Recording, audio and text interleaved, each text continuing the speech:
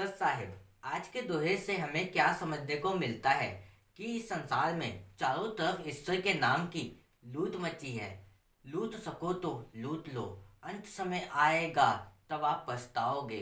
अपने जीवन में आज सत्य कर्म करते हो, दुष्कर्म भी आज ही करते हो, तो ये क्यों कहते हो कि बुढ़ापे में भक्ति करूंगा? वो भी आज करो।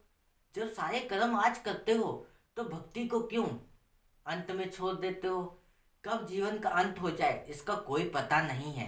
इसीलिए हमें अभी और आज से ही भक्ति मार्ग पे चलना चाहिए। कभी अपने मार्ग से नहीं भटकना चाहिए। अपने जीवन में अच्छे विचारों को लाना चाहिए, सद्गुणों को लाना चाहिए। अपने जीवन में सत्य मार्ग पे चलना चाहिए। कभी अपने मार्ग से नहीं भटकना चाहिए। और आज के दोहे से यही समझने को मिलने वाला है, तो कृपया करके पूरा सुनना और ध्यान पूर्वक सुनना, तभी आप इस दोहे को अच्छी तरीके से समझ पाओगे।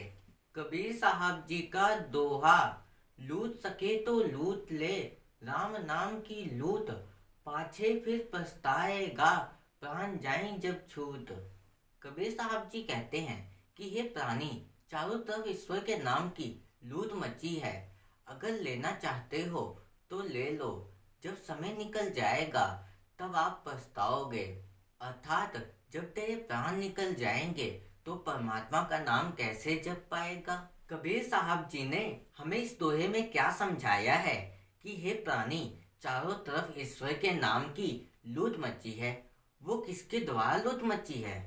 वो तो गुरुओं के द्वारा, संतों के द्वारा। इस संसार में जो कोई भी ज्ञान बताता है, ईश्वर के प्रति हमारी श्रद्धा एवं विश्वास को बढ़ाता है, उन सभी के द्वारा इस संसार में चारों तरफ ईश्वर के नाम की लूट मची है। वो किसके द्वारा प्राप्त होता है? गुरु के द्वारा। क्योंकि गुरु के द्वारा हमें ज्ञान मिलता है, हम अपने जीवन में सत्य मार्ग पे चल पाते हैं, कोई दुष्कर्म नहीं करते, अपने हृदय से सारे दुर्गुणों को त्याग देते हैं, ईर्ष्या क्रोध मद आदि इन सबसे परे हो जाते हैं और अपने हृदय में शीतलता का भाव लाते हैं। तभी हम ईश्वर की प्राप्ति कर पाते हैं, अपनी आत्मा को परमात्मा में समा पाते हैं। ये सब संभव तो गुरु के द्वारा ही होता है। कहते हैं, गुरु बिन माला फेरत, गुरु बिन देता दान, गुरु बिन सब निष्फल गया, पूछो वेद पुराण। अगर आप गुरु के बिना माला फेरते हो, सिमरन करते हो, मंत्रों का जाप करते हो, भक्ति करते हो, ये सब निष्फल हो जाएगा। यदि आप गुरु के बिना दान पुण्य सत्य कर्म करते हो, वो सब भी निष्फल हो जाता है। क्योंकि गुरु के बिना हमें कुछ भी प्राप्त नहीं हो सकता। जब तक आप अपने जीवन में गुरु नहीं बनाओगे, तब तक आप अपने जीवन में सही मार्ग पे नहीं जा पाओगे। और ये वेदों और पुराणों में भी लिखा हुआ है। अगर विश्वास ना हो तो वेदों और पुराणों में भी देख सकते हो। क्योंकि हमारे जीवन में गुरु के बिना हम ज्ञान की प्राप्ति नहीं कर पाते, सही मार्ग पे नहीं चल पाते। इसीलिए हमें अपने जीवन में गुरु बनाना चाहिए। परंतु ऐसे गुरु की आवश्यकता होती है जिस गुरु के द्वारा आपके संदेह, भ्रम, शंकाएं सब दूर हो जाएं, ईश्वर के प्रति आपकी श्रद्धा एवं विश्वास अटल हो जाए। ऐसे गुरु की आवश्यकता होती है। और अपने जीवन में गुरु को बनाओ और सत्य मार्ग पे चलो। आप ऐसे गुरु को बनाओ जिसके द्वारा आपके अंदर के सारे दुर्गुण आप छोड़ सको, अपने हृदय में शीतलता का भाव ला सको। ऐसे गुरु को बनाओ। अपने हृदय से सारे दुर्गुणों को त्याग दो। ईर्ष्या क्रोध मद आदि लोभ लालच इन सबसे आप परे हो जाओ। तभी आप ईश्वर में समा पाओगे, अपनी आत्मा को परमात्मा में समा पाओगे। आप अपने जीवन में भक्ति किसे मानते हो? भक्ति क्या जोत को जलाना कहते हैं? नहीं। भक्ति का मतलब सिमरन है? नहीं। पर सिमरन से ही सुख होता है, सिमरन से दुख जाता है। हमें अपने जीवन में सिमरन भी करना चाहिए। पर सिमरन से भक्ति का मतलब क्या है? भक्ति का मतलब यह है कि हम अपने जीवन में अच्छे कर्म है भक्ति, अच्छे विचार हैं भक्ति, किसी की सहायता, किसी की मदद करना है भक्ति। अगर आपके चारों ओर कोई दुख या तकलीफ में है, परेशानी में है, उसकी सहायता करना है भक्ति। यही होती है एक सच्ची भक्ति। जोत जलाना ये सब तो दिखावा मात्र है। केवल जो अपने हृदय से भक्ति करता है, सत्य मार्ग पे चलता है, किसी की सहायता करता है, किसी की मदद करता है, अपने अंदर अच्छे विचारों को रखता है, वही व्यक्ति सच्चा भक्त होता है, वही भक्ति करता है। पर जो व्यक्ति अपने जीवन में सत्य मार्ग पे ना चले, सही दिशा की ओर ना चले, अच्छे विचारों को अपने अंदर ना रखे, सद्गुणों को ना गहन करे, तो वो भक्त कैसा? वो भक्त नहीं है। वो तो बस यही सोचता है कि बस सिमरन कर लो, बस हो गया। सिमरन से सुख तो होता है, परंतु जो व्यक्ति अपने हृदय के स्वभाव को नहीं बदलता, वो कभी ईश्वर की प्राप्ति नहीं कर सकता। वो कभी अपनी आत्मा को परमात्मा में नहीं समा सकता। वही समा पाता है जो अपने हृदय से सारे दुर्गुणों को त्याग देता है। ईर्षा, क्रोध, मद आदि, लोभ, लालच, क्रोध, मोह, इन सबसे परे हो जाता है। वही व्यक्ति ईश्वर में समा पाता है, अपनी आत्मा को परमात्मा में समा पाता है। वही सच्चा भक्त है कि चारों तरफ ईश्वर के नाम की लूट मची है। अगर आप लेना चाहते हो तो ले लो, जब समय निकल जाएगा तब आप पछताओगे, कहोगे कि भक्ति कर ली होती उस समय तो ज्यादा अच्छा था। कुछ लोग ये सोचते हैं कि अभी भक्ति करने की उम्र नहीं है, उम्र तो बुढ़ापे में आती है। नहीं, उम्र तो अभी है भक्ति करने की। जब आप अपने जीवन में कर्म अभी कर रहे हो तो भक्ति बुढ़ापे में क्यों करोगे? भक्ति भी अभी करो। समझो इस बात को। जैसे कि अच्छे बुरे कर्म हम अभी करते हैं, फिर बुढ़ापे में उसका परिणाम भोगते हैं। अगर आप बुढ़ापे में भक्ति करोगे तो उसका परिणाम आपको क्या मिलेगा? कोई फलदायी मिलेगा? नहीं मिलेगा। इसी पर एक दोहा है, आज कहे मैं कल भजूं, काल कहे फिर काल, आज काल करते ही अवसर जैसी चाल। कि मनुष्य का स्वभाव तो ऐसा है, आज का काम कल पे छोड़ देता है। आज कहता है मैं कल से भजन साधना करूंगा, पर कल फिर कहता है कि मैं परसों करूंगा। ऐसे करते करते टालता रहता है, ये अवसर को ही गवा देता है। फिर धीरे धीरे समय बुढ़ापा आ जाता है।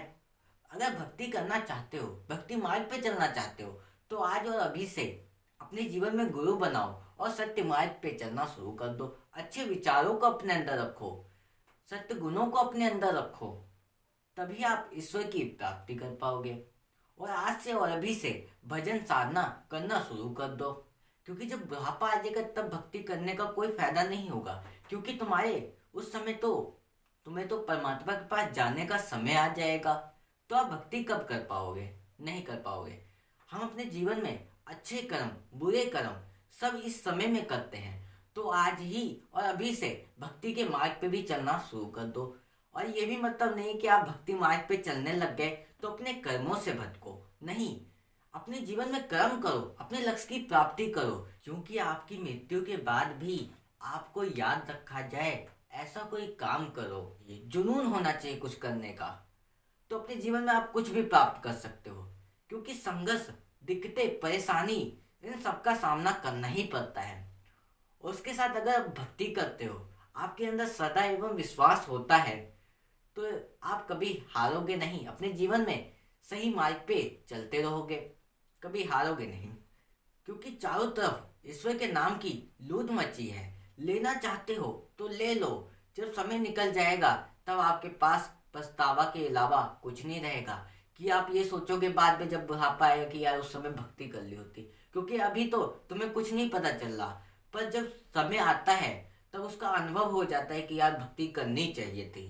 पर आज और अभी आप भक्ति करने लग जाओगे तो आने वाले समय में आपको सुकून, शांति, शीतलता, इन सब की प्राप्ति होगी। शांति मिलेगी आपको, शीतलता आपके अंदर वास होगा आपका।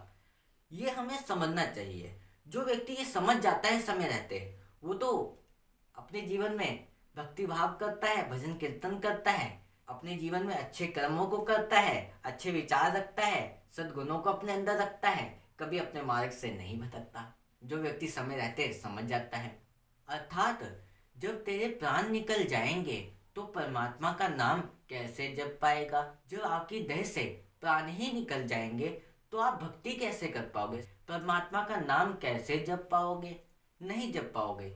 आज आपके पास समय है, आपकी कोई भी उम्र हो, उसी उम्र में आप भक्ति करना शुरू कर दो। ये मत सोचो कि मैं बुढ़ापे में करूंगा।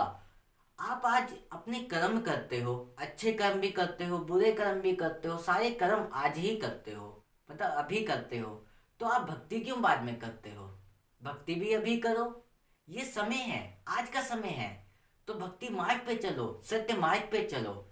जिस व्यक्ति के हृदय में ईश्वर के प्रति सदा एवं विश्वास होता है वो कभी हारता नहीं है, क्योंकि हमारे जीवन में मृत्यु तो आनी है एक दिन।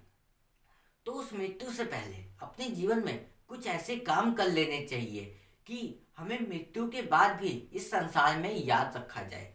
हमारे अंदर वो क्षमता है जो हम सब कुछ कर सकते हैं। हमें अपने जीवन में कोई ऐसा काम करना होगा जिसके कारण हमें इस संसार में याद रखा जाए। उसके प्रति आपको बहुत सी दिक्कतें आएंगी, परेशानी आएंगी, संघर्ष आएगा।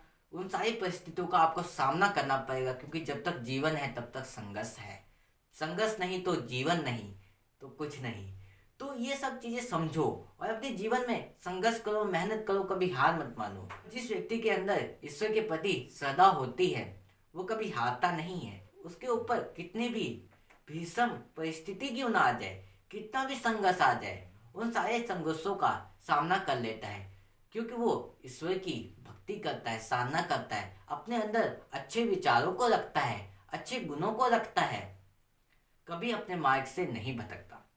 आज के दोहे से हमें क्या समझने को मिला है कि चारों तरफ ईश्वर के नाम की लूट मची है, पर उसे प्राप्त करने वाला व्यक्ति भी होना चाहिए। आपको कहीं से भी ज्ञान मिले वहां से अर्जित करो। अपने जीवन में सत्य मार्ग पे चलो, कभी अपने मार्ग से मत भटको। कि हम इसीलिए भक्ति करते हैं कि हम सही मार्ग पे चल सकें और जन्म और मरण से मुक्ति प्राप्त कर सकें। और चारों तरफ ईश्वर के नाम की लूट मची है, पर उसको प्राप्त करके हम सही मार्ग और सही दिशा की ओर चलें, तभी हम ईश्वर की प्राप्ति कर सकते हैं, आत्मा को परमात्मा में मिला सकते हैं और आवागमन के चक्र से मुक्ति प्राप्त कर लेंगे। और हमें अपने जीवन में सत्य मार्ग पे चलना चाहिए, कभी अपने मार्ग से नहीं भटकना चाहिए। और आज के लिए बस इतना ही। फिर मिलेंगे ऐसे ही एक नए दोहे के साथ, और इस चैनल पर ऐसे ही कबीर साहब जी के रोज नए नए दोहे आते रहेंगे। उसे सुनने के लिए चैनल को सब्सक्राइब कर लेना। और ये वीडियो आपको पसंद आई हो तो वीडियो को लाइक करना और कमेंट में बताना ये वीडियो आपको कैसी लगी। और इस चैनल पर आपको ऐसे ही दोहे मिलते रहेंगे। सत साहिब।